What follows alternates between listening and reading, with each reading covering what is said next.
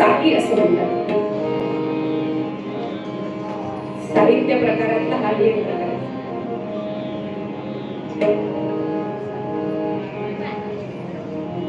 तुमच्या सगळ्यांच्या लक्षात आलंय मी कोणाचं चरित्र सांगणार आहे. अर्थात आजच्या दिवशीची जी राजकन्या आहे अहिल्या, जिच्या नावामुळे आज आपण सगळे एकत्र आलो तिथे, ते नाव जिचं आहे संपूर्ण भारत देशाला ललामभूत असणारं असं नाव राजमाता अहिल्यादेवी होळकर यांचं चरित्र इथे मांडण्याचा प्रयत्न करणार आहे. पुढच्या पिढीने आदर्श घ्यावा असं चरित्र आहे आणि फार लांबचं चरित्र नाहीये बरं, 300 वर्षापूर्वीचं चरित्र आहे.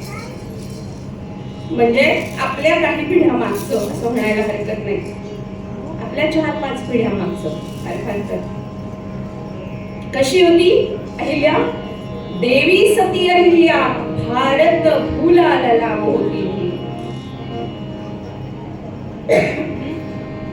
भारत मातेला सुद्धा अभिमान वाटावा की अशी कन्या माझ्या कोटी जन्माला आली आहे. राजकारणी चतुरा, अत्यंत राजकारणी चतुर अशी होती, कारण तो तिच्या कामाचा भाग होता. आणि राजकारणी चतुरा असून सुद्धा जिने ठेवीला सदा हरिराजी, भगवंताला कायम आपलं करून ठेवलंय अशी ही अहिल्या. जन्म झाला चौंढी गावामध्ये, शिंदे घराण्यातला जन्म आहे. आणि ज्या वेळेला ती लहानपणी 8-1 वर्षाचं, त्यावेळेला बालविवाहाची पद्धत होती.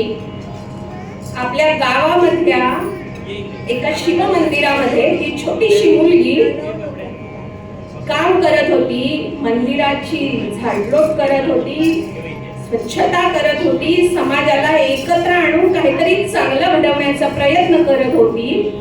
त्याच वेळेला तिथून त्या चौंढी गावातून मल्हारराव होळकर जात होते. मल्हारराव होळकर, मल्हार बाबा होळकर म्हणजे नुसतं मल्हार आला या आरोळीने सुद्धा शत्रू पळून जायचा. अशा मल्हार बाबांचं तिथून जाणं झालं आणि त्यांनी या मुलीला बघितलं आणि मनात आलं की इतकी छान मुलगी आहे, आपल्या मुलासाठी पुत्रवधू म्हणून तिला घेऊन जावं. ताबडतोब सूत्र फिरली आणि ही लहानशी अहिल्या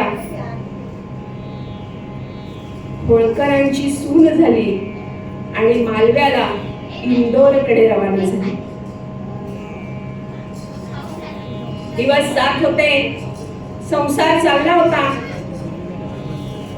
पण फार सुख असताना की कधी कधी भगवंताला बघवत नाही असं आपण म्हणतो, आणि तसंच काहीसं झालं.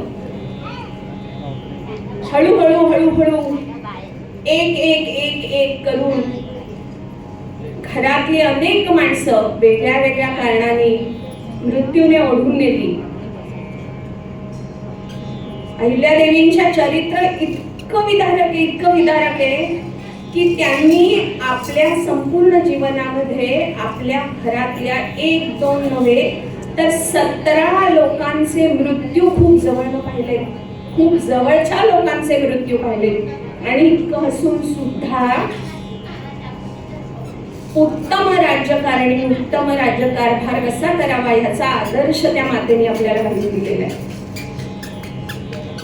मृत्यू पाहिले अनेक जणींना, त्यावेळेच्या पद्धतीप्रमाणे सती जाताना पाहिलंय. आज आपल्याला सती परंपरा किती वाईट होती याची कल्पना सुद्धा येणार नाही पुढच्या पिढीला, पण त्या वेळेला सती परंपरा ही अतिशय वाईट परंपरा मानली जायची. आपल्या पुत्रवधूला म्हणजे आपल्या सुनेला सती जाताना पाहिलंय, मुलीला सती जाताना पाहिलंय. एका आईसाठी काय दुःख असू शकतं त्याचा विचार करा. अशी हा अहिल्याबाई आपल्या पतीचा मृत्यू देखील त्यांनी पाहिला आणि अहिल्याबाई पूर्णपणे कोलमडून पडल्या. त्यावेळेच्या प्रथेप्रमाणे त्याही सती जायला निघाल्या. पण पित्या समान असणाऱ्या वडिलांनी अडवलं. मल्हार बाबा म्हणाले, अहिले, माझा खंडेराय तर गेला ग,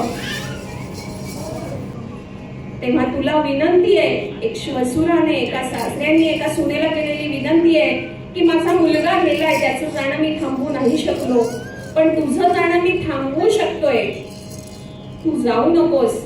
आणि पित्या समान वडिलांची आज्ञा म्हणून त्यावेळेला त्या सती गेल्या नाहीयेत. पण सती गेल्या नाही हे फार उत्तम झालं.